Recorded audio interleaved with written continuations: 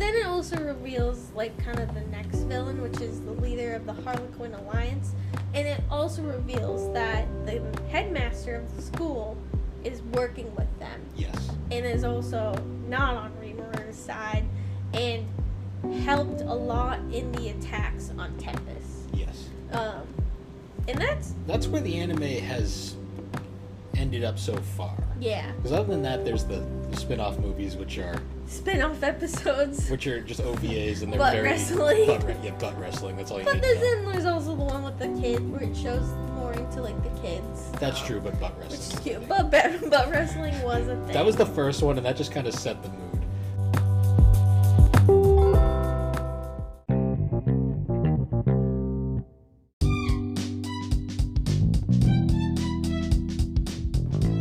Hey guys, I'm Bill, also known as the Barbecue Games on Instagram. And I'm Alex, his sister, who brings only chaos.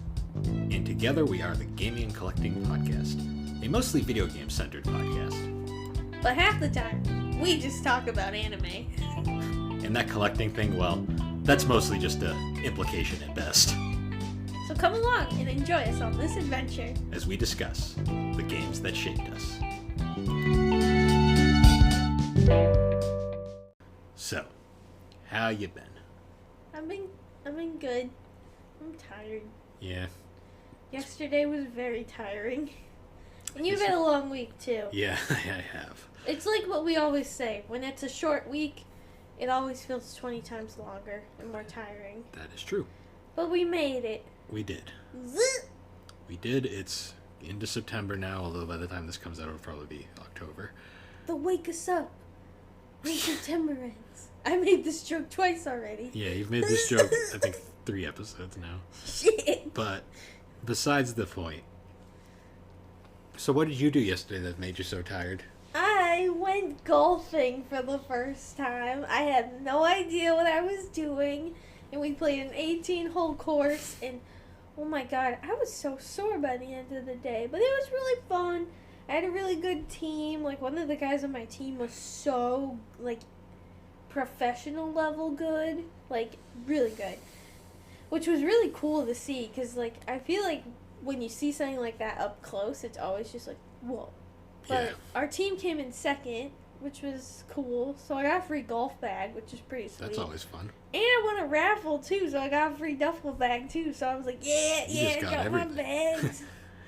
But it was fun, and I definitely think I'll probably take some lessons and Alex is going to become a golfer now. Well, no, it's not going to be for sport. It's just going to be for fun. I just think it's fun and something different to do. It was nice. Yep. This week I was pretty busy. I went to go see MCR. Yeah. That was a trip. I was jealous. Our mom paid a lot of money for those tickets. Oh, yeah. Well, it stunk because when originally you were supposed to see the show in 2020. Well, 2020. Yeah, 2020. We bought the tickets like 2019. But it got delayed. But originally, I was supposed to be in Texas during the show. So that's why we didn't buy me a ticket, because I didn't know if I was going to be able to fly back for it. Yeah. And then, womp womp, everything. The world goes to shit. Yep. And then, yeah. But we bought those tickets because at the time it was going to be like, we thought it was going to be a one-time thing. Yeah. Like, we weren't going to get a shot. Like, this was going to be it. Like, I didn't think I was ever going to see My Chemical Romance. Yeah, no, because, I mean, before then, like...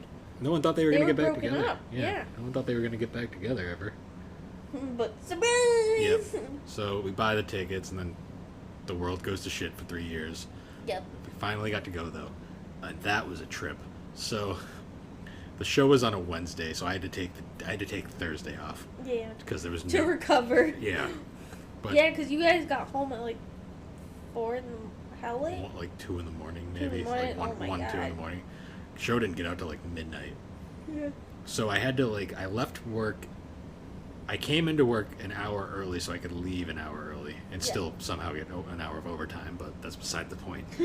I had to drive here, shower, and then head straight back to go pick up our mother at her job. So I had to drive. It was like a 2-hour drive to get to her. Yep.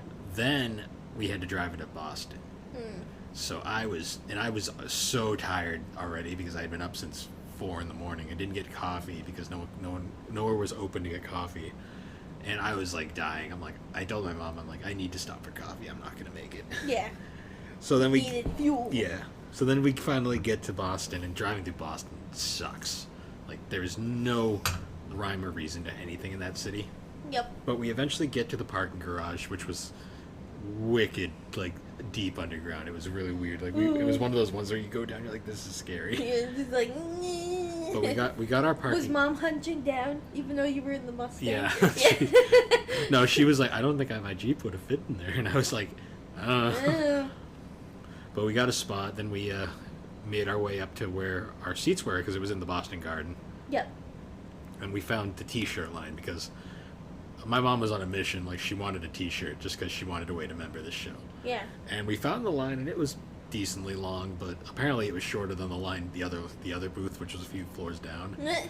And what was funny was we were waiting in line, and there was a beer stand right next to where we were standing in line, and the lady at the beer stand was like beer here, like, yeah, get a beer. And I was sitting there, I'm like, I wish I wasn't the designated driver because I really want a beer. Oh.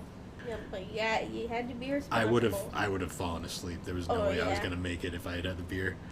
I'll take a coffee. No. If they had it, I would have taken it. But yeah, we got our shirts. I got the tour shirt and then a sweatshirt, which I would wear.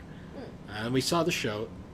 Great seats. The opening acts were pretty good. They dropped the opening band was Bad Flower, and their singer did a stage dive, and they dropped him. Oh no! Oh. Well, it wasn't even sad. It was more like he kind of went over the edge and then just went flop. Oh no! And we were like, oh. Oh. And then he gets was there an audible oh? It was kind of an awkward moment of ooh. Is he over?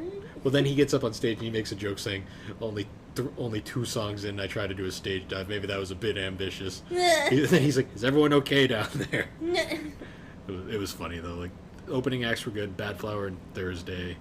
Then My Chemical Romance blew it out of the water. Like, they did not miss a beat. Yeah. But yeah, I drove home after that. So I was very tired this week. I can add. I guess I can do a collecting update because I have done some collecting since. So I've had 2 collection updates, I guess I can say. I stopped by a GameStop, and I picked up Soul Hackers 2, which is a part of the Shin Megami Tensei series, along with Live Alive, which is a remake of a classic SNES RPG, and Xenoblade Chronicles 3, all for the Switch and PS5. Mm-hmm. I picked those up. Then a few days ago, I actually found there's a retro game store, like right up the street from our apartment, pretty much, or our condo, and my condo. Alex's condo. You know what I mean? Yeah. But I went to check it out, and selection wasn't amazing, like, because a lot of the good stuff they got in wasn't on the floor yet. Yeah. But I went. Also, you have the problem of you have a lot of good stuff. I know already. I have a lot of stuff that I already would want. But I went through, and I actually did. I thought I did pretty decent. I went through the PS1 games because I love doing that, and I found. I think the biggest score I got was I found Tiny Tank. No. I found a game called 40 Winks, which is a classic like platformer for the PS1 that's pretty overlooked. I also got Soviet Strike. Oh boy! Because I saw it for cheap. When did that game come out? The 90s. Yeah. Sim Theme Park, which is actually Theme Park World 3, I want to say. Yep. And F1 2000, because they were all cheap. Nice. I also got Virtual Fighter 4 Evolution. And then I got... So these ones aren't complete. They have reproduction cases. But I got Virtual Fighter Kids for the Saturn. Yep. And The Adventures of Willie Beamish for the Sega CD. Oh. That was probably the most expensive game I bought. Because of Sega CD games. But yeah, I got those and I'm pretty happy. I also picked up some manga today. Nice. I've got found some more Spy Family, which I'm looking forward to reading. The Persona 4 manga. I want to read another issue of Mao, and I found the Rising of the Shield Hero manga. Nice. Which was pretty cool. Good stuff. Not the light novel though, because I can never find it like the early issues of the light novel. But I'll have to order those online if I really want to read it that badly. Yeah. But anyways, though. Aren't you gonna ask? Oh yeah. What are you drinking? I'm drinking a Cayman Jack Cuban mojito. Yeah. Nope, that's not what you're drinking. You're drinking. Were you sitting on those the entire time? She just pulled beans out of her ass. Bush. It wasn't that. I put them right. She just has a can of Bush's. This is why I wish we were a video podcast. To see that reaction. Why do you have those? I grabbed it from I've had this can of beans for I don't know how long. I think maybe like 2 years now. And I just haven't thrown it away. And I just keep bringing it to Bill and I go, beans. It doesn't really go bad. Hot dog beans. Hot dogs and beans. So yeah, drink up. You sippy sippy. So anyways, I'm drinking a Guinness. Because she's on crack right now, I guess. I don't know. That was fun. You were not expecting that. I don't know. When I went to get my Cayman Jack, I just sneakily hit it, and you were on your phone. And I was like, all right, the plan's working so far. Well, now that the podcast has been completely derailed. I'm sorry. I can't believe that. I was hiding it. Anyways, so this episode's topic is we'll be returning to our anime swap series. Yeah. Alex's little baby that she created. Yeah. So, how does anime swap work? Well, we'll get into this again. Essentially, we both recommend a series, we watch said series, then we share and discuss. Yep. So, we used to do it like we'd watch maybe a partial season or a few episodes or movies. Mm-hmm. We've since adopted now a new format, which takes a bit longer, but it's more fulfilling. Yeah. Where we watch the entire series. Woo! So... This is the second one with the entire series? Yes, this is the second one we've done since we switched over to that. Oh yeah, Shield The Hero first was was first. Shield Hero and Azumanga Daioh. Yeah. So for this episode, we're going to be doing Alex's pick of... Oh, that time I was reincarnated as a slime. Yep. And then my pick of Kaguya-sama Love is War. Yeah. So I guess we should probably start with the one we watched first, which was Slime. Alright. So that time I was reincarnated as a slime, also known as regarding reincarnating to slime. That's another word form of it. It was originally a Japanese fantasy light novel series written by Fuse. And then it was later illustrated by Mitzvah. And then eventually it turned into an anime series. But originally It has a manga as well now. Yeah. Right? So that's who does the manga. Okay. So originally started as a light novel, got a manga, and then evolved into having an animated So series. kind of like Shield Hero in a way. Yeah. It's actually funny how much I compare these two shows. They are pretty... They're similar, but also not Well, similar. they're very different when you actually get Very into different, but kind of similar. They have a similar concept. So, rather than the Rising of the Shield Hero, where he gets basically transported to another world, it basically starts off with this guy who's a salaryman, and he's just kind of living his life in Japan. He's not married. He doesn't really have much for family, and he's just doing his job. And then one day, he's on the street, and he basically gets shanked and murdered. Well, no, he goes to protect his Yeah. friends, and he gets... Well, he protects his... he meets up with his coworker and his coworker's girlfriend, who I think also started as a company. And the coworker's like, I just did this to brag about having a girl. And he's like, I know. But basically the main character ends up pushing the girl away and gets stabbed himself. And stabbed vitally that he dies. And as It's a very abrupt opening to the show. Oh, yeah. It's kind of a what... Especially, too, in the beginning, I feel like the art style is very different. Like, but they did that on purpose. So it can be like this is the real world, and now we're moving to the fantasy world. But kind of as he's dying, he's kind of saying these thoughts, and there's a voice that he keeps hearing. And he's like, some of the things he's like, oh, I wish I was unstabbable. And then that kind of ends up giving him characteristics, and all these characteristics end up, he's like, oh, my body feels hot, it's too hot. So he gets, like, thermal fluctuation. And it's basically kind of saying all these things that basically determine what he's going to be. Come in the reincarnated world, which is a video game. Yeah. What's funny, though, is we also get introduced to probably the other main character of the series. Yes. The little computer voice. Yes, that, which is, why am I brain farting It has a right name. now? It does. Oh, Great Sage. The Great Sage, yeah. Yeah, the Great Sage. So basically, he ends up going, and when he wakes up, he kind of realizes that he's no longer a 37-year-old corporate office worker, and he's now a slime. So he kind of, like, goes around, and he's kind of ends up doing what slimes do. He's eating things, he's hopping around, he's being a slime. But he's no ordinary slime. He's a slime with some intelligence. So he ends up going around, he's in this unfamiliar world, and he's like, alright, I need to figure things out. So he starts kind of, and he also realizes this is kind of like a video game. So he starts, like, grinding, he ends up fighting other creatures, and he ends up gaining the ability called Predator, which kind of helps him a lot, because he can basically devour things in his slime body and absorb their abilities, which helps him a lot, quite a bit. And it leads him to his, basically one of the big plot points of the story, where he runs into the storm dragon, Veldora. And Veldora is this dragon that was locked away, sealed away by a powerful hero years ago. I love the dub voice for the Storm Dragon. Oh, yeah. It is the perfect voice it's for that very character. glorious.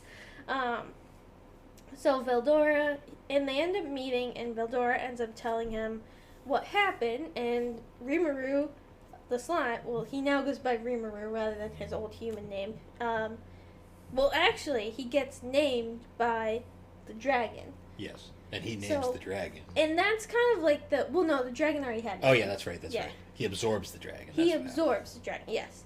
And that's kind of one of the gimmicks from the show, is that names are really important. If something has a name, that basically levels them up to their next level. It's kind of what... It's interesting because in a comparison to Shield Hero, Shield Hero didn't feel like a video game, but it had that, like, video game interface. Yeah. At times, Slime feels more like a video game, but they don't really play off the video game gimmicks as much, which is more interesting. Yep. So, kind of as the story is going along, you see now Rimuru ends up absorbing Veldora so that he can unbreak his seal and basically set him free. So, basically he basically has Veldora in his stomach, just chilling he'll there. be back, don't worry. Oh yeah, and he'll be back eventually. And it'll be eventually glorious. Eventually he'll be unsealed. But after kind of consuming Veldora, it creates a lot of chaos around him because the area that he was in was protected by Veldora's presence. So now that his presence is gone, other creatures are going in on that land around the forest, and the Great Forest of Jura, that's what it's called.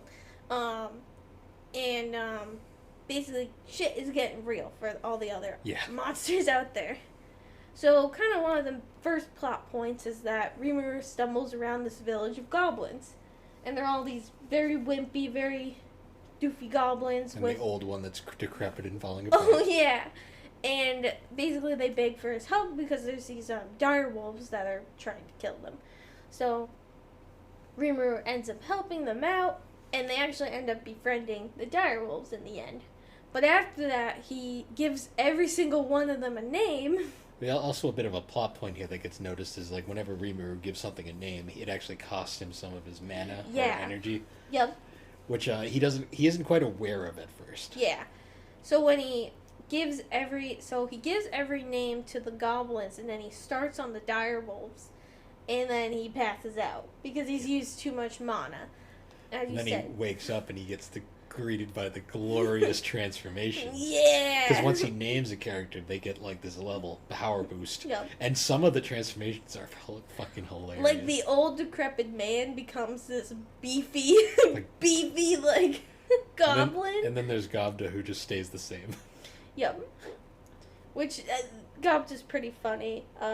And he's actually one of my favorite characters. Well, he's very much the comic relief character. Oh, yeah. But he's actually, he actually holds his weight, though. You know, he does. He's comic relief, but he does. To be hold fair, his though, weight. almost every character in the show is comic relief to a Oh, degree. yeah. There's a lot of comedy elements in this show, which is why I really enjoy it. It is tonally very different from Shield Hero. Yeah. Despite how similar they are, tonally they are completely polar opposites. Though it does have dark points in other times. It does. So, the next thing is he ends up going to the Kingdom of Dwarves. He causes some problems at first, but he does end up befriending the king of the Dwarf Kingdom. Who's a bro. He is a bro, I love and the they king. ride on Pegasuses, which is cool. But with that, one of the things they gain is that they kind of realize that the Goblin Force, that none of them know how to, build proper houses or materials. Or have clothes. Or have modest clothing. So they end up going in order to kind of get help with all of those things. And then they're eventually able to recruit some of the greatest craftsmen in the Dwarf Kingdom. Unfortunately, they were kind of banished in the process, but they're kind of okay with it in the end. And because Rimuru has that interesting way of making people devoted to him 100%. yeah. And throughout the way, they kind of meet some other characters. They meet the Hero King, Gazelle, who ends up becoming an important character later. And they also, you get introduced to Shizu. Shizu is a really important character. Small role, big impact. Because when Rimuru was in the Dwarf Kingdom, he ends up going to this elf bar. Sexy elves are there. There's a lot of sexy things. There's a lot of sexy things in this show. Bill was like fan service, and I was like, yes. I was caught off guard by just how fan servicey this show. It does give fan service, especially the later bonus chapters we'll get to later. Yes. Butt wrestling anyway. Yep. But as he's in that bar, he ends up, one of them offers to give him a reading of his love life, and it ends up being they show his fated partner will be the hero Shizu, and he gets all excited because she's beautiful. But now we kind of get into Shizu's story. Yeah. Actually, isn't Shizu the first character that appears in the show? Because she appears in that flashback. Oh yeah, technically yes. Like I said, though, she's probably the definition of small role, big impact. Oh yeah, very, very big impact. So you it starts bringing out Shizu's backstory, and she also ends up joining these travelers that they kind of met, that Rimuru met before. These were the ogres, or orcs, right? Not yet. Not the orcs. Not yet. Oh no, I'm thinking of different people. They were just traveling, and they first found their new town, which they're calling Tempest, I forgot to mention. Because he's Rimuru Tempest. Yeah. So he creates the Tempest. I think right now it's just known as Tempest, but it gets bigger names. But Shizu is an important character. And basically you kind of get her backstory, which is very fucked up. It's dark. She has a very dark... Basically, when she was reincarnated in that world, I believe it was around World War II is where it was supposed to be. I think it was implied that it was right when the nuclear bombs dropped. Yeah. It was on Japan. Right when the nuclear bombs I think she was dropped. supposed to be in Hiroshima. Yeah, she was supposed to Either be that there. or Nagasaki, but I want to say it was Hiroshima. It was... it's implying that it's there. And basically, instead of dying... She also got reincarnated. Well, not reincarnated. She got summoned.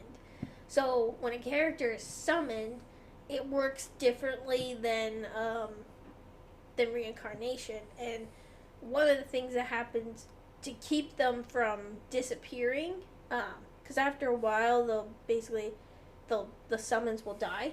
Yes. And especially if they're summoned as children, they'll die very early in their lives. So she gets tied to a soul, like a spirit, which is the flame spirit. Ifrit, isn't it? Ifrit, yep. Yeah. And I know my Final Fantasy. yeah, and because of that too, she also gets summoned by this guy who's basically using her as a tool and a weapon. So he can basically control her, and whatever he orders her to do, she must follow. So it leads to some pretty dark scenes of her befriending a child, just to kill said child later. and a little puppy, and just to kill them later. Yep, and she had to attack and kill them both, and she couldn't even stop herself. So she has a really dark past. And what ends up happening is she ends up coming to the village with this group of travelers that Rimuru had met previously.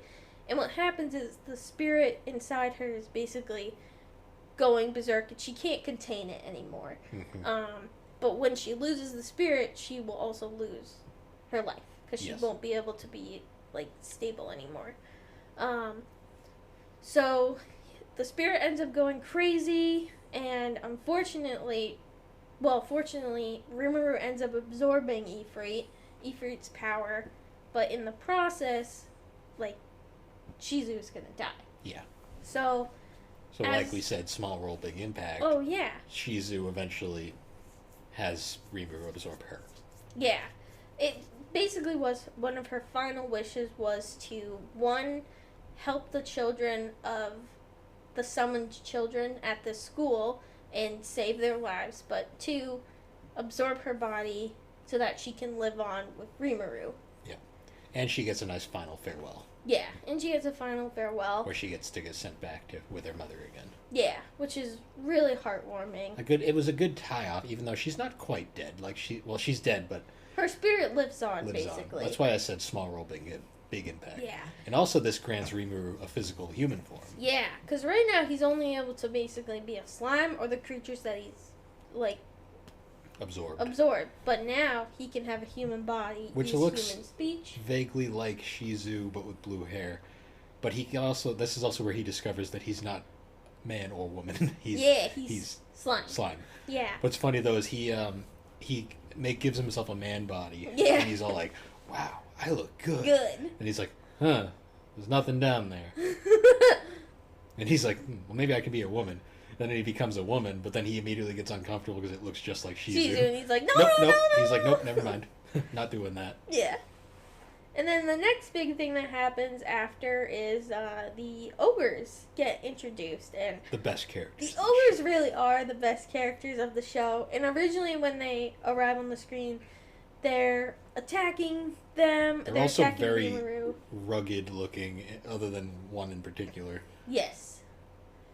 They're attacking him, but basically, because I think Rimuru is someone else. And then eventually it gets cleared up, and Rimuru takes them all in, and with that, giving them names where they evolve and they all become sexy. They basically just become humans with horns. Yeah, humans with horns. And we get introduced to some of the best characters in the fucking show. Oh my god. Really, some of them are my favorite characters. Honestly, all four of them are great. Five. Oh yeah, five. I always forget about the one that didn't change at all. Yeah, well, no, he did change, but, he just looked really normal. Yeah. And he, works with the dwarves a lot. Yeah, but the other ones, so it's... what are their names again? It's... putting me on the spot. I know Shauna and Shuna. I forget the guys. Well, it's not Shauna. Shuna. It's Shuna, and then it's... Shit, I'm Brett. You put me on the spot. Fuck. I need ogre names. Oh, there's Benimaru, which is my favorite. He's the red one. Yeah. Let me see. There's... I'm so sorry, everyone. We completely... There's Hakuro. Hakuro, he's the the one, right? No, I believe Hakuro is the... Oh, he's the master. There's Benimaru. There's Benimaru's the red one. Shuna is the pink. Shion, that's what it was. Shion is the purple. Soe is the blue-haired. Hakuro is the gray-haired one. Kurobe is the dark-haired one. Yeah. And they really are some of the best characters in the show. Sorry, brain farted on their name. Yeah. They'll put me on the spot. But they also lead into the next big drama, which also leads into one of the villain characters. The character you basically don't like. So basically, the reason that they attacked them was because their village was basically annihilated. And they're the only survivors. Because of the Orc Lord. Which the orcs are like these pig monsters, and basically the Orc Lord is trying to become a demon lord. So another very important plot point. Oh yeah. So Rimuru ends up agreeing to help. Well, basically ends up telling them, "I'm gonna help you." When they go, "No, we can handle this ourselves," and he's like, "I don't really think you can." The best part about Rimuru is he's unflappable. Yeah. Like he literally, like if you tell him one thing, he's like, "Yeah, no, I'm gonna do this anyways." And that's kind of what makes him really enjoyable. Is he's kind of unfazable. And you kind of meet some other characters, like you meet Gabiru and the newts, the dragon newts. I love Gabiru because he already has a name. Gabiru already has a name, but he's kind of sucks.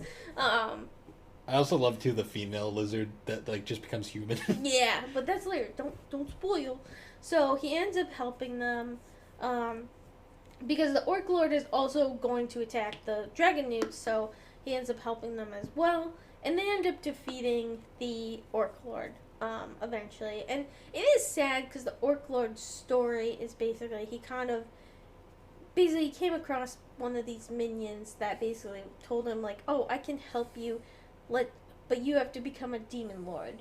And then, like, I can help your family." Because basically where the orcs were was, like, this desert, and they were all starving, and basically, like, there was, like, cannibalism, I think, that was happening, but, like, the children, they had to feed the children, and it was depressing to watch. Like, it does have some dark imagery in it, like, so that happens, and he ends up saving them, but he also ends up forgiving the orcs because they were just kind of following orders, and they've decided to change turn over a new leaf, and they also join the town, which at this point... I love the town because it just is like a amalgamation of every fucking character that Rimuru runs into. Yeah! He's literally like Naruto on crack. Like, he just befriends everyone. Yep.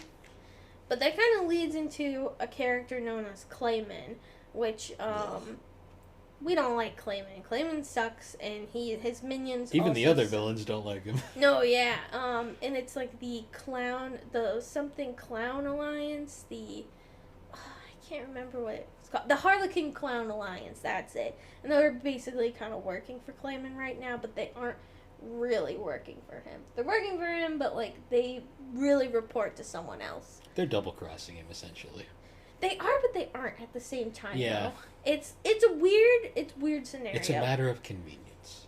Yes. But after this, it's called the Jura Forest. The land of Tempest is in the Jura Forest, and they end up actually forming an alliance with outside nations. So, like, the Dwarven Kingdom, they form an alliance with, as well as another kingdom they formed an alliance with, and they create trade routes. And at this point, it starts out as this basically goblin tribe, and now it's a town.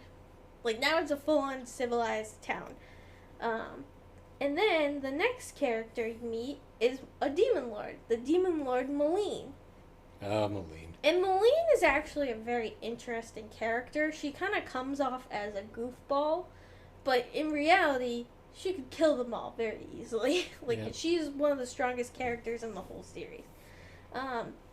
So she attacks them, but really Rimuru ends up befriending her, and they end up just she loves Rimuru and becomes his best friend, and just wants to hang out. So there's a weird also running joke where every character in the show loves Rimuru. Yeah, every character does love Rimuru. The ladies, the men, they all love him. Maybe not the same love, but they love him.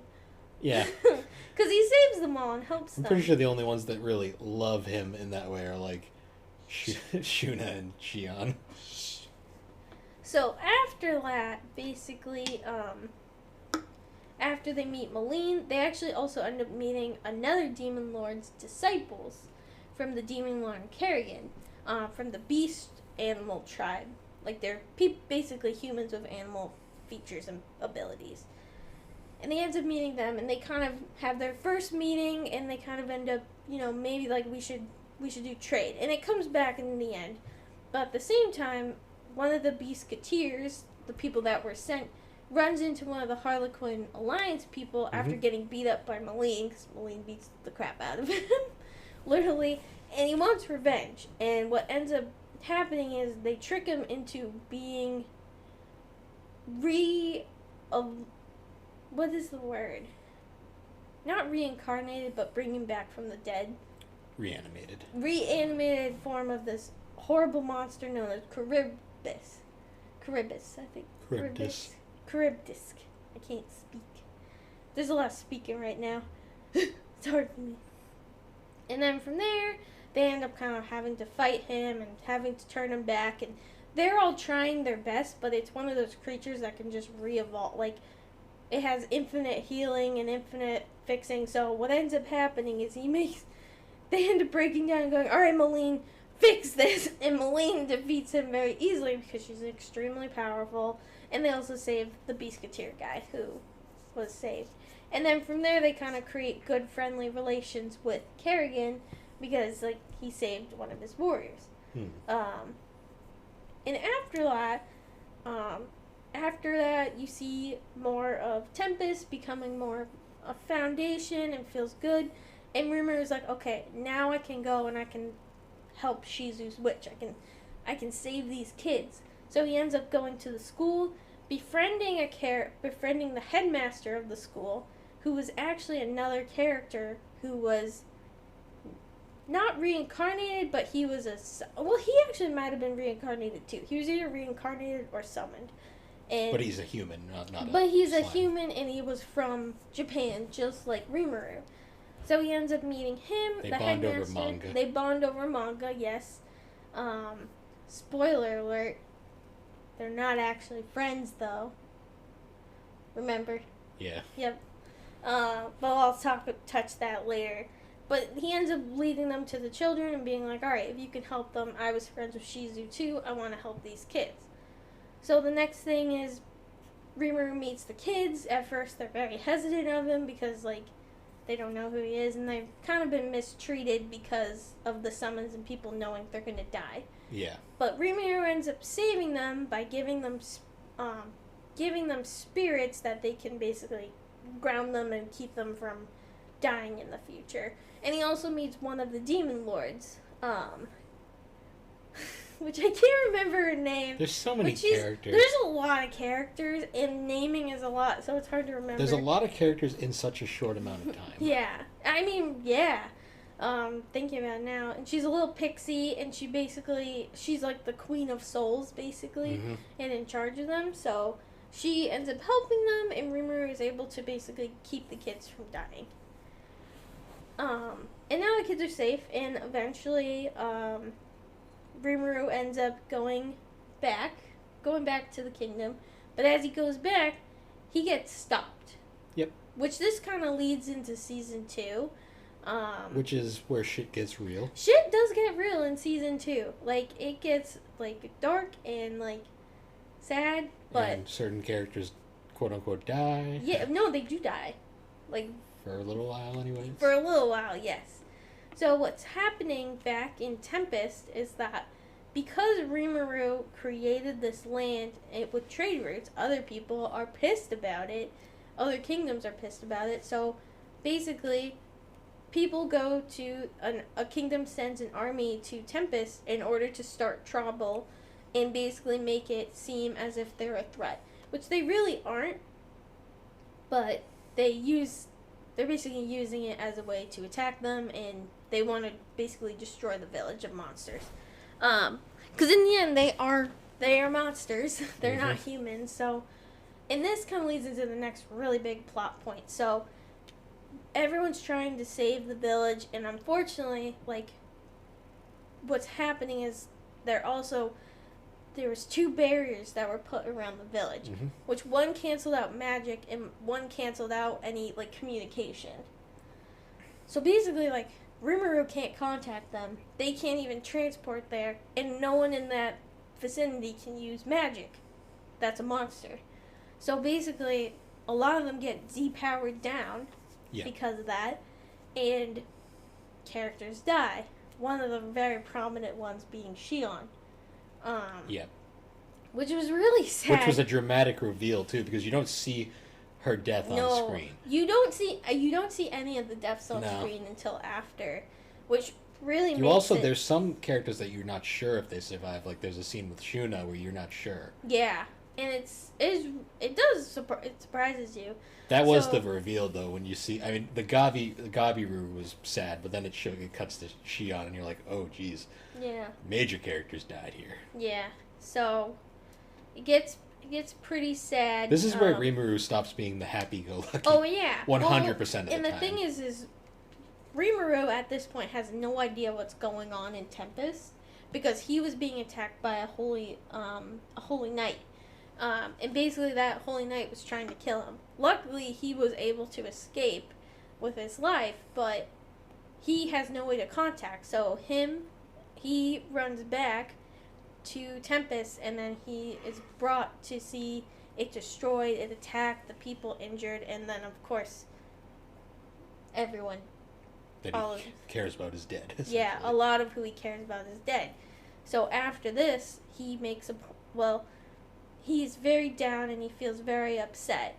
But what ends up happening is that group of travelers from the very beginning, one of them is actually a princess of the elves. And she ends up telling him the story of the first demon lord and how she gained her powers and she was able to revive a dragon back to life, like her pet dragon back to life. Unfortunately, she didn't do it correctly, and the dragon came back evil, and she had to kill the dragon. And plot twist, this is later. This is basically Maline's backstory. Which is saying, if you look carefully, you can see it's Maline.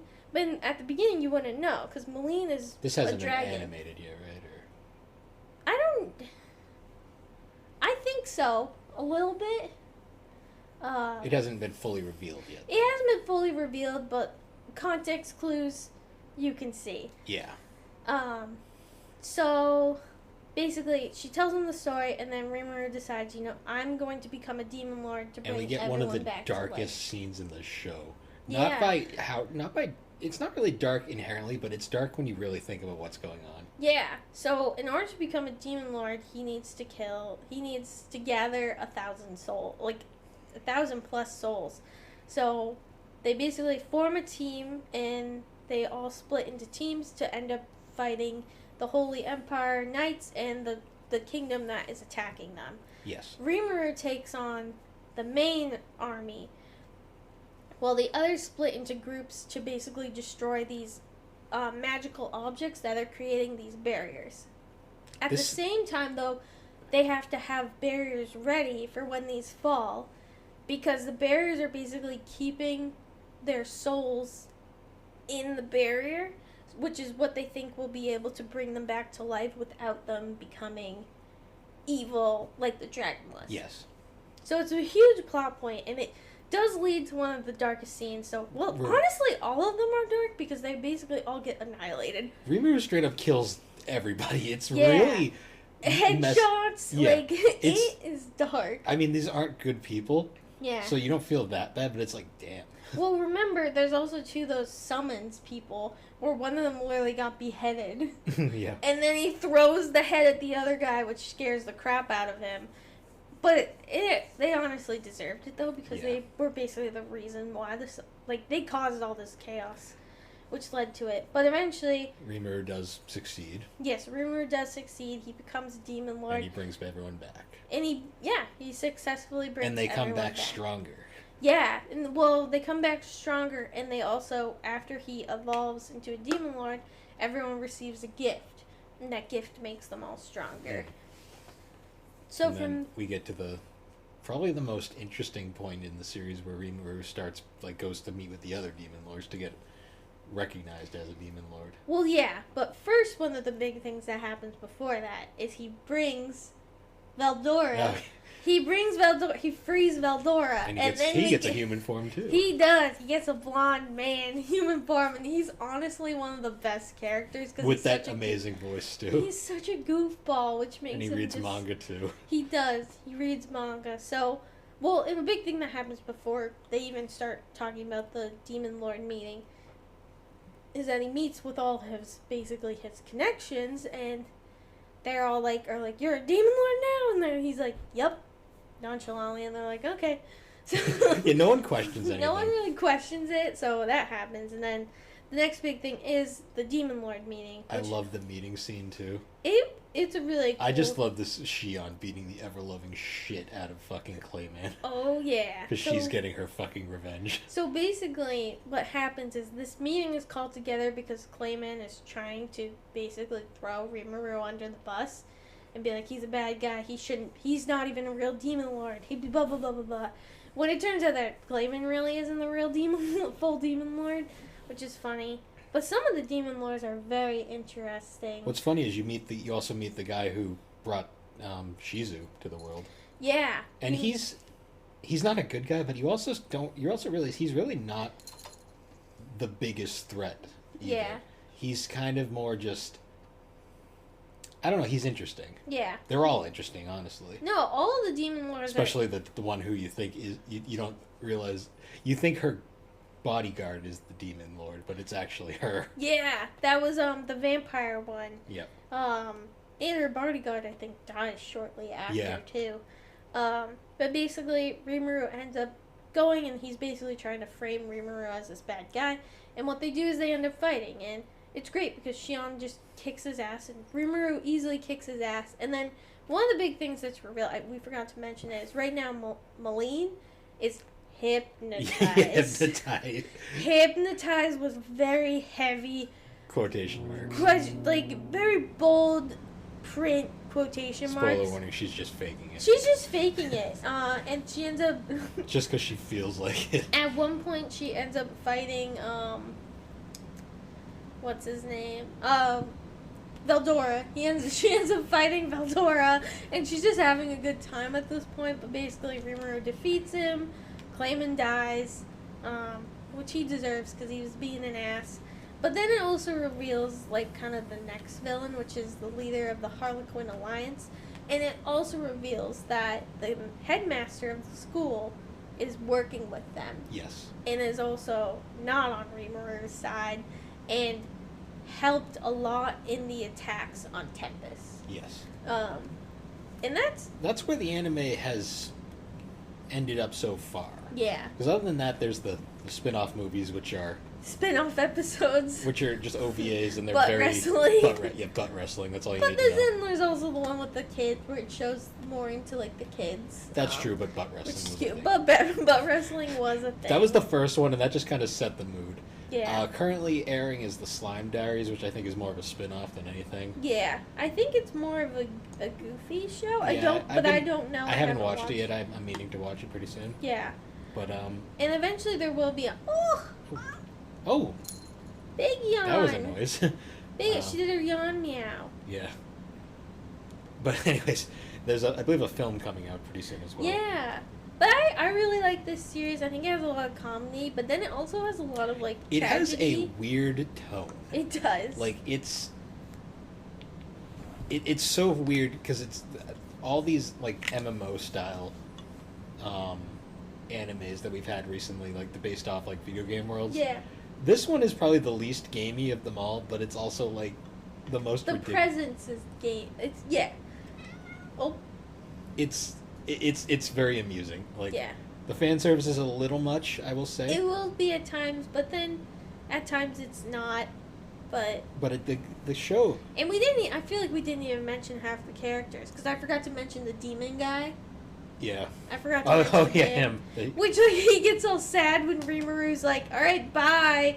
And then he's like, but I wanted to be your disciple. And he's like, alright, you can stay. And he's super strong, but he's like a high demon, something. It's like the strongest demon you can be. Yeah. And he also helps, like, getting revenge on the kingdom, too. Yeah. But yeah, I liked it. I mean, I was planning on watching it to begin with. It was one of those series that I procrastinated a lot. Yeah. But anyways, guys, we're going to take a quick break, and we'll be right back.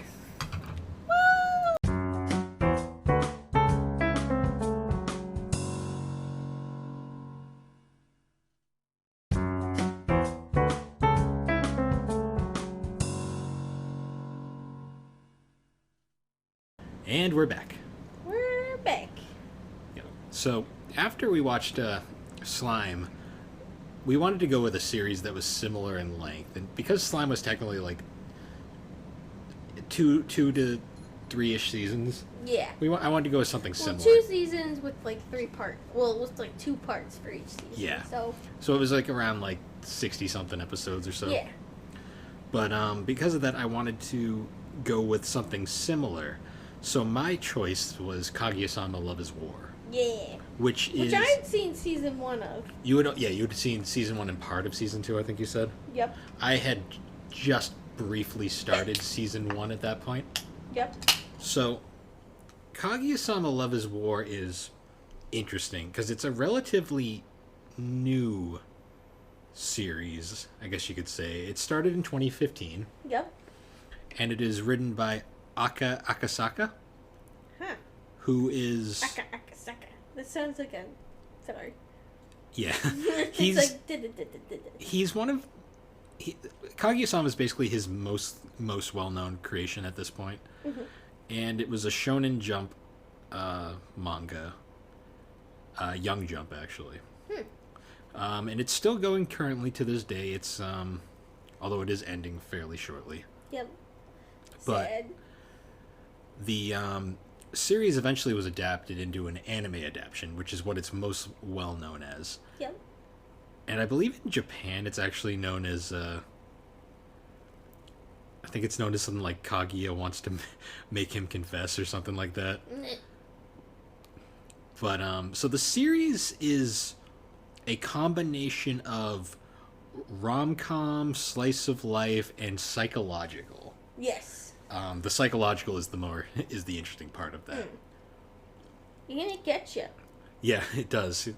And the series revolves around, obviously, the titular character, Kaguya Shinomiya. Mm-hmm.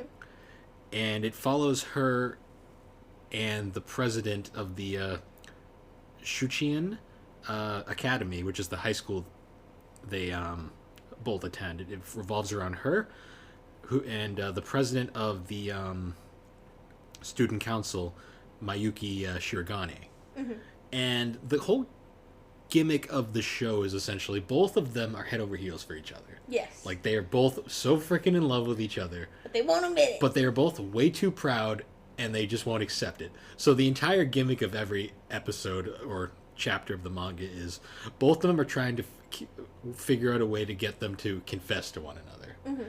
And it always, like, the episode always starts with, like... So it's also one of those anime that does, like, it splits up into, like, segments per episode. Yep. So each segment has, like, a goal, and it always ends with the goal being, like battle outcome. Yep. Kaguya wins. Yep. Or Kaguya loses. And it's always, like, a 2-parter. Every episode is, like, 2 different episodes in one. Mm-hmm. But to keep things interesting, what makes the dynamic fun is there's also additional characters who pop in, like everyone's favorite, Chika. Chika. I forget what Chika's last name is. Greatest ending ever. Chika Fujiwara. Yep. And Chika is very much the comic relief. She's best girl. She steals the show in the anime because she wasn't near. A lot of her jokes make more sense in the anime compared to the the manga. The manga. But what makes Chika funny is Chika is very intelligent and, like, a very smart character, but she also comes off as a ditz goofball at times. Yep. And a lot of the times, like, she's there to act as a foil between Kaguya and Mayuki. Because there's sometimes where it's like Chika wins. Yeah. Where, like, there's like points where, like, so the show's very hard to, like, explain at first because it has a very slow beginning. Yeah. Because at the start, it's like you get each episode is essentially each episode is just, it's kind of actually Azumanga Daioh-ish, where there isn't really any overarching plot yet. The whole idea of the show is they each love each other, but they won't admit it. Yeah, but there is plot points. And Kaguya is kind of a tsundere, and I guess Mayuki is in sort of a lot of ways the male version of a tsundere. Yeah. In a sense. But, like, you get, like, certain jokes, like, there's one point where, like, Kaguya wants, it's raining out, and Kaguya wants, like, him to, like, give offer her his umbrella. But it's very obvious that Kaguya actually has her umbrella at the same time. And they're trying to, like, work out their ways of, like, how to get each other to, like, offer their umbrellas at the same time. Yep. And it's funny because it ends up, like, neither of them share the umbrella. And don't they just walk in the rain or something? Yeah. Yeah. And then another good one is they want to go to the beach. Or they're deciding whether they want to go to the beach or they want to go on like a nature walk. Yeah. And at first Kagi's like all excited about going to the beach because she can show off her in a bikini. Yeah. But then she realizes Chica's going to be there also. And Chica's much more voluptuous, endowed yeah. compared to Kaguya, which she then immediately goes, no, never mind. Fuck that bitch. We can't go. We can't go, or she can't go. Well, Kaguya always, like, what's funny is Kaguya has, like, the funniest love-hate relationship with Chica. Yeah, like, she loves Chica, but then at the same time she hates like, Chica. Well, when she foils her plan, she hates Chica. Oh, so silly. But what's funny is, too, is, like, Kaguya is a very weird character mentally. Like, she's very prim and proper, but she's also mentally fucking unstable. Yeah, and in the first season, it's not really quite apparent yet. Yeah. It's mostly just, like, the first season's the most loose of the three. Yeah. Like, there really isn't an overarching plot. Like, you get introduced to a few characters, particularly, everyone's favorite boy. Yes, best boy. I forget his name. I always refer to him as the emo kid. The emo kid. It's Yu Ishigami. Yep. And Yu's funny. Yu is a very complex character as well. Yeah. But his backstory, it's later on, but his backstory kind of sucks. Yeah, his backstory is pretty fucked. Well, no, not sucks in the way of, like, it's a bad backstory, but, like, you just feel bad for him. But we get introduced to him. His funny gimmick is he always wants to quit the student council, but they won't let him. Or he gets beat up by Chica, or something happens to stop him from. There's also the great episode with the wieners. Yeah, the wieners. Where not what you think. No, get your mind out of the gutter, podcast listeners. Well, no, it makes sense because of what Kaguya is thinking. Yeah. But basically, Mayuki has this really delicious homemade meal, and Kaguya really wants to share, but she's too proud to share like admit it. And the whole time he like offers to share it with Chica, and she's like, no. But when they keep mentioning when Chica keeps mentioning the little hot dog wieners, Kaguya has the mentality of a fucking child, and she won't stop laughing. Yeah. And it's like the peak rom-com, like it's like the perfect definition. It's so silly. But then the only other real major character we get introduced to is Kaguya's retainer, because Kaguya's from a very high-class family, Hayasaka. Yep. I believe that's how you say her name. And Ai is a very important character in the series. She kind of... It's funny, because a lot of times you're not sure if she hates Kaguya or she cares about Kaguya. I think she's frustrated with Kaguya. She's frustrated with Kaguya. I think she's frustrated with Kaguya's situation as well. Yes. Because it's clear that they do like each other, especially in the manga, if you read on. But they're very... She's frustrated with Kaguya. The fact that Kaguya just won't accept... Kaguya is very difficult, basically. Yeah. Well, because she doesn't... It leads back to the whole point of the show, where she just won't admit she's in love. Yeah. Now, Season 2 is where things get more interesting. That opener. Yeah, Season 2 opens with, like, the most cold open ever. Yeah. Where it's, like, all of a sudden, like, it's all like, oh, happy, back. It picks up right where the end of Season 1 left off, and then it just cuts to a cutoff where it just goes, I am an unwanted child. Yeah. And it's like... Huh? But it kind of leads you especially into what the movie is going to heavily feature. What's the key thing about that, though, is it's very, at first, you're not really sure who it's referring to. But this is also where we start... Yeah, because that's kind of true. Well, because we hadn't really been introduced to Mayuki's family at this point either. Thinking about it, too, like, when you do find out about Mayuki's family, it... like, technically could also apply to him. To a degree. To a degree. Not in the same level, but we'll talk about that because they both have very different situations. Yeah, very different and very hard situations. But this is the season where all the character development starts. Oh, yeah. So this season begins with... So it's the second year of high school now for them. And because in Japan they have 3 years as opposed to 2. Yep. Opposed to 4. And because it's the new year... Mayuki's no longer the student council president because it changes, and he doesn't plan on running again until everyone in the school decides, no, you should definitely run again. But this is where we get introduced to the final member of the group, as you could say, who is probably one of my favorites too, just because her dynamic is great. Yeah. We get introduced to Miko Ino, Mm. who is another 1 year younger than the main cast, and she also wants to be student council president, and she also tries to run, but loses to Mayuki because Mayuki's very popular. Yeah. But Mayuki gracefully allows Helps her to become a member of the group. Yeah. But he also, like, he doesn't want, like, it was a really good scene when they're doing their election, like, speeches, and rather than, like, having it just be a landslide win because she starts freaking out, like, he actually goes and he actually levels the playing field. Especially because she's a really misunderstood character. She is at first. Where, like, people don't like her, but in reality, she's just really trying her best. Well, I saw her very much as she's kind of like the audience surrogate in a way, because she's the only normal character in this in this really fucking wacky world that exists. Because she is literally, after she joins the club, she goes into one of their basically what the normal club is like, which is freaking Kaguya and Mayuki being themselves, Chica being in Chica, and you being emo. Yes. And she immediately is like, I want to leave, I hate this. She's like, which is great, because there's a great scene of them all running down that hallway, because it's like somehow like then Chica gets upset and runs down the hallway, and then Kaguya gets upset and runs down the hallway. There's also the couple that keeps appearing. Yes. And they go to Kaguya and Mayuki for love advice, even though they're both clueless. They're both clueless and have never been with anyone before. She's in the bee bed. Yes, she is. Sorry, my cat never goes in this bed except on rare occasions, and she's in the bee bed. But anyway, so now continuing on, this is the season 2 where we got like we would get like side episodes discussing like certain characters.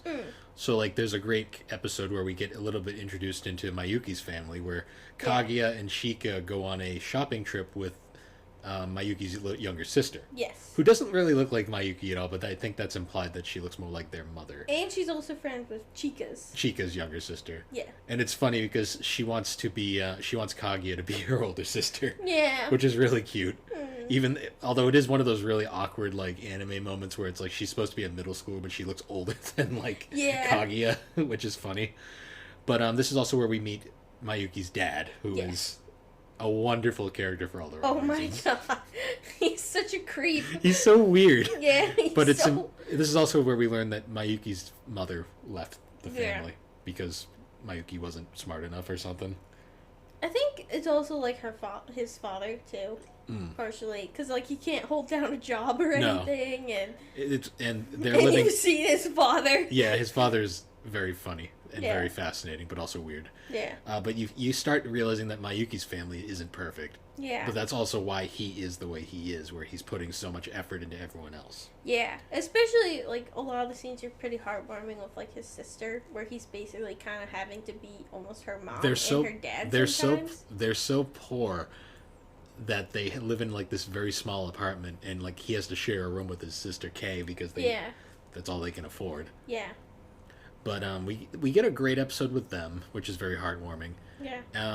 And then we also get the Yu's backstory, and Yu's backstory is one of the most interesting. It's like it's sad. It's like kind of relatable too. It is. Like I could see that happening, and that sucks. It's also Japan, which has very different standards. Oh yeah. Than America, because in America this wouldn't have happened. It would have been very different. What makes this super interesting though is it has the best conclusion. Yeah, it really does. Because, like, when it kind of starts, the whole plot is basically him joining this drama club, I think it was? No, it's like the spirit team. Spirit team, that's what it was, yeah. And he doesn't really want to, but for some reason he does anyways. He makes himself do it. Like, because I think deep in his heart, he wants to break out of his shell, but he doesn't know how, and he's like, well, this is kind of a way to, change. And what's funny about it is, like, there's a lot of like subtlety and metaphorical stuff, like because he's so angsty, like he doesn't see anyone's faces except for certain characters. But you then find out his backstory was he was at a different school and he had Well, it was middle school. it was middle school, and he had feelings for this one character, but she had feelings for another person. Yeah, and he didn't act on it or anything. Like, he wanted her to be happy. Yep. Then he finds out that her quote-unquote boyfriend is a piece of shit. Yeah. And he basically doesn't... His one mistake is he doesn't, like, try to tell her. Instead, he takes matters into his own hands. Yeah. And it completely backfires on him. He gets essentially expelled. Yeah. And outcasted. By everyone. Yep. And it follows him into high school, which Until Mayuki finally is the one who basically brings him out. Mayuki comes in and basically brings him into the student council and saves him. And he also fought for him to have a chance. Yes. Which is, in hindsight, we're jumping around a little here, but which later becomes a plot point in Mayuki's development, where Mayuki was very awkward and he was brought in by the previous student president. Yeah.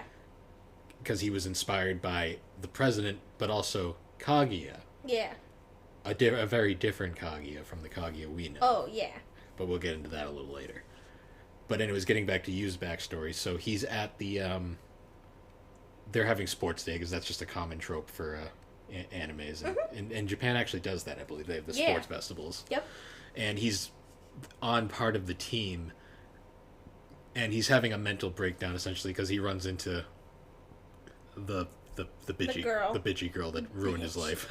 Yeah. And she basically causes him to have a mental breakdown again until we get a really sad scene where he sees like Mayuki, Kaguya, and Chika, and they all don't have faces. Yeah. And it's implying that like he's going back into like his despair again until finally he gets broken through by like the people in the club who like truly do care about him despite his because they care about who he really is. Yeah, because they've truly figured out who he is.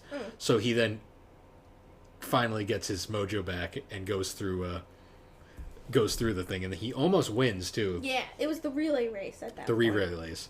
But then we get the best payoff where the fucking bitchy girl says something about him again, and he just straight up goes, "I don't give a shit." Yeah. He's like, I think he legitimately tells her to shut the hell up. I think he does. I think he said like to shut up, like. Yeah, and just completely shuts her down, and it's like such a great payoff to his arc. Yeah. But then after that, then we continue on. Like, so at the same time, the Kaguya Mayuki shit's still going on. It's not nearly as to the front of the plot as it was before, though, in season 1. Yeah. Now it's kind of like it's just a thing that's happening in the background. Yep. But instead, now we're going to focus on other characters, because there is some other characters here that are very important. Yep. Particularly now we're getting introduced to, like, we get a bit more on Miko. Yep. And her somewhat sad backstory where she really just wants to be friends with people, but she's too uptight about a lot of things. Yeah. I do love Miko's friend, though, the one with glasses. Yeah. Who gets the boyfriend. Yeah. And Miko doesn't know what to think of that. She's like, what? Yeah. We get stuff like that. And then this eventually transitions into the third season, where now we're starting... The plot is really starting to tie together now. Yeah. And unfortunately, this season, dub-wise, I believe the voice actor for Mayuki... was Aaron sick. Dymusk, I think his name is. Yeah. I'm screwing up his name there, but he was having voice issues, so he was temporarily replaced by a different actor, and it did show to a degree, but you got used to it pretty quick. No, yeah, you definitely got used to it, but it did kind of like, it was weird, because you were so used to the other one after 2 seasons. So the current anime, as of right now, has only adapted up to volume 14 of the manga. But this is really starting to catch up now with... We're finally getting to the love confession. Yeah. Which has been built up for a while now. Like, it's like... It's the biggest case of will they, won't they. Like, it's like... Oh, yeah. Like, when I was watching the show with Alex the whole time, I'm like, will they just freaking kiss already? And I was like, no. Because it was so annoying, but at the same time, it's like, you're like, yeah, okay. So we finally start getting closer. And then we skipped a few things, but in reality, it's all just comedy at this point. Yeah. But we finally get to the Culture Festival, which is the big moment where they're finally gonna have the big confession. Yes. So the whole time during this Culture Festival, there is Mayuki has this big like thing he's made for the festival that's like well known. But then there's this thief going around stealing things. Yep. Like around in the back. Phantom thief. The Phantom Thief. And the whole time we get Detective Chica's on the case, and she's gonna solve this mission, even though she's completely off the trail the entire time. Yeah. Then eventually it concludes with Mayuki's like this giant, it was like a giant egg or something, gets stolen. And the whole time, like, Kaguya is basically having a mental breakdown because she really wants to, she wants to confess, but she's struggling. She doesn't know how. To the point where, like, every character is telling her, just do it. Yeah. Like, There's also the side story, I love the side story with, You and his confession. His confession where he, like, accidentally confesses to this girl that he's friends with, but he doesn't... in the Spirit Club. Spirit Club. Who he really likes, but he's not really in a like way. It's more just he likes her as a really good friend. Well, no, he does like her. He does like her, but he's not... He was trying to confess, but, like, he was going to confess, but then he accidentally already confessed to, like, the cookie. Yeah, the love cookie. And it basically is implied where she basically is like, can we, like, think about this for a bit kind of thing? And he's like, think about what? Because he doesn't get it. The cookie? Like... But then she ends up going with it. But what happens is, because of the whole, like, the way the festival is, it's a festival of love thing, the whole thing is you give someone a heart and things. Yeah. And Kaguya has this heart keychain that she really wants to give to Mayuki, but she loses it. Yeah. And Miko ends up finding it, but that's a side plot. But what eventually happens is we cut to who the Phantom Thief actually is. Yeah. And it's revealed to be Mayuki, because it wasn't... No. Yeah. No, that would... Shit, no, wrong one. That would be Ren. Wrong That would be Shit. Wrong persona. But it's cut that the thief is actually Mayuki the whole time, and he's up on the school in this very elaborate plan that he's developed. Yeah. And during he stole, like, the Dragon Balls, right? No, it was... The dragon egg thing. It was the Dragon Ball. But... what ends up happening is he gets Kaguya finally up on the roof with him of the school. Yep. And he ends up releasing all of these heart-shaped balloons into the air as part of the confession. And we finally essentially get to the climax of both of them are, like, flat out up there, and they're both... You essentially get the confession, although it's not exactly... He never actually says it. Yeah, he never actually says... I love you. I love you during the confession. But then they finally kiss, and it's like the famous image of the balloon floats right in front of their face as they kiss. Because, of course, there's reasons for that, but I'm not going to spoil anything. And no. That's not even until volume 22. Let's be real. Doesn't she, like, French him or something? Well, yeah, because it cuts to after that, and there's a scene of her and I, and they're just talking about the kiss, and like she explains the kiss and everything, and then it cuts to a scene of Kaguya sticking her tongue out, implying, you know. But Kaguya. The season ends there with a very brief shot of Kaguya's hair suddenly shifting back to being down again, which is implying that something big's gonna happen soon. Yeah, something's not right with Kaguya. It implied, because the only times you've ever seen Kaguya with her hair down are in flashbacks, where she was an ice cold bitch. Yeah. So yeah, well, I mean, if you've read the manga, you know what comes next. Yeah, but we're not gonna spoil. No, but that's where the anime ends, and it's so the next arc in the series is one of the most important arcs. In the manga. So rather than trying to cram it into like 3 episodes, they're gonna just do a movie. Yeah. So the next thing for the series is the movie. Yeah. Which is called which is aptly named. I believe it's like The First Kiss Never Ends or something like that. Yeah. I'm looking forward to it because I really want to. I can't wait too. It's funny how both of the shows we talked about are having upcoming movies. That's funny. Well, especially because I'm reading the manga right now, and I've already read Beyond. Yeah. I already know like everything that the movie's going to be on, but I want to see it animated, mostly just because I want to hear. Well, that's going to be me with another series. Yeah. Where I already know what the movie's going to be about, but I'm not. Another series we'll be talking about very shortly. Yeah. But no, I thought Kaguya was great. Like that was another one you were like, you should watch this, you'll like it. Yeah. I give great anime recommendations. If anyone wants any, just let me know. I'll recommend it. Kaguya, what's fun about Kaguya is it's a very romance-heavy show, but at the same time, it's like It's a very fun show. It's fun. Like it's the fun. music is fun. The show intros is are fun. so extra. Yes, they're all by the same artist. Yeah, and it's daddy do. Yeah. What's funny though is the show has, in a lot of ways similar to Azumanga Daioh, the show has some really subtle humor. Yeah. At times. Like the random Chica ending. Oh yeah, that only the Chica dance. Once. There was it's iconic, and we freaking love the Chica song. We like blasted in the car. Yeah, the Chica dance is a good one. Then there was also that other intro which changed the animation style. Yep.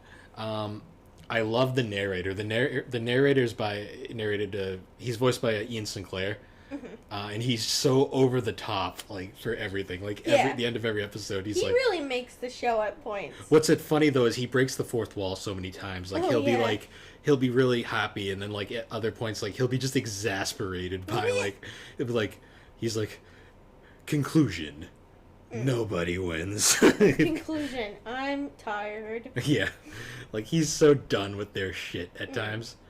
I love the dynamic. Every character is so likable. Oh yeah. Like, you really enjoy Kaguya, Chika, Mayuki, Miko. Yeah. Even like the side characters, like the only real characters we haven't really been introduced to yet are obviously like the unseen parents. Yeah. I think my favorite characters have to be the Spirit Club members, because I loved that arc. Like I love that those episodes about focused around you, because like I genuinely like his backstory made me sad. Like, and I was so happy when it was. Oh, we forgot to talk about the rap battle. Oh yeah, the random rap battle, and then it had the weird rap ending. Yeah, where animation. Where Mayuki and Chika. Oh, that's one thing you forgot to talk about too. Mayuki sucks at everything, and Chika has to train him. Oh yeah, Mayuki has a lot of tendencies where he's just terrible. Well, because the rap battle was around at one point. Oh yeah, Mayuki can't sing for shit. Yeah, but at one point it starts with someone. What's your blonde? I went on a date with Mayuki. With Mayuki to be trying. Basically, she was being recon for Kaguya. Yeah, and they went on a date, and they went to do karaoke, and she was scarred after hearing him sing. Rap. No, it was rap. Because remember, he learned how to sing. He can sing decently. Rap he can't do. Well, he did, but he learned how to rap eventually. No, he did learn how to rap. I love my favorite part about the dub is that they actually dub the raps. Yeah. And especially Chica's. Chica's raps are great. Yeah. I love Chica's voice because she's voiced by I forget her name. It's the same actress who does Hanajima in Fruit Baskets. I can't think of it right now, but her voice for Chica's great because Chica's like funny because she'll like be like dead serious at times, but then also like she's just a complete airhead other times. No, there's like a ton of like great characters. I think it was a great show, honestly. No, it really is. I can't wait for the movie. Loved it. It's been described by a lot of people I've talked to as it's like peak rom-com. Yeah. Like it is the perfect rom-com. It is, and it's just a really enjoyable show. No, I do enjoy it. I highly recommend the manga to anyone who really wants to like. I recommend both series to anyone. Because they're both good in different ways. No, I did enjoy. I really like Slime. I really like Kaguya-sama. Yeah, you bought some slime figures. I did. Yep. They're in the mail. They'll be here eventually. Soon. Well, no, one of them's here. You got your Shion. Shion's here. And you're waiting for Shuna. Shuna. I also have Chica on the way. Chica. With the hat? Nah. I didn't want to pay $100 for the fucking hat. Yeah. I like the hat, but I'm not paying that much money. Yep. But yeah, so interesting swap. This has been. Yeah. It's funny how the last two were like literally like yet like slice of life and then RPG adventure. Yeah. Well, I like that we do two pretty broadly different ones. Yeah, like I said, I think it makes it more interesting. The closest one we've ever had was Naruto and My Hero. But even then, different. They're different. They're just both shonens. That was the thing. Yeah, but other than that. And also, going back to that, can you agree that the third movie is better than the second movie? Oh, for My Hero, yeah. Yeah. Yeah. The second movie was. I'm sorry to people who like the second movie, but I gotta say, the first and the second. First is the best, then third, and then second is the second movie's just fan service. That's all it was. Yeah. But even then, it's just boring. But anyways, back to what we were talking about. Yeah. But, yeah, so once again, guys, thanks for joining us on the Gaming and Collecting Podcast. It was a longie. Yeah, it was a longer one, that's Yeah. for sure. But anyways, the Gaming Collecting Podcast can be found on all your major podcasting platforms, particularly Apple Podcast and There's a Spotify. string on you. Sorry, I saw a string. I Um, wasn't just poking you, I swear. We're made on Anchor Podcasts. Yeah. And you can follow us on social media Hell at yeah, you can. Instagram, Twitter, and Good Pods. The episodes eventually come out on YouTube. I'm going to finally start getting back to that pretty soon. How are the beans? And once again, guys, we will see you all next time. Beans! Bill's gonna eat some beans. No. Yes. Goodbye.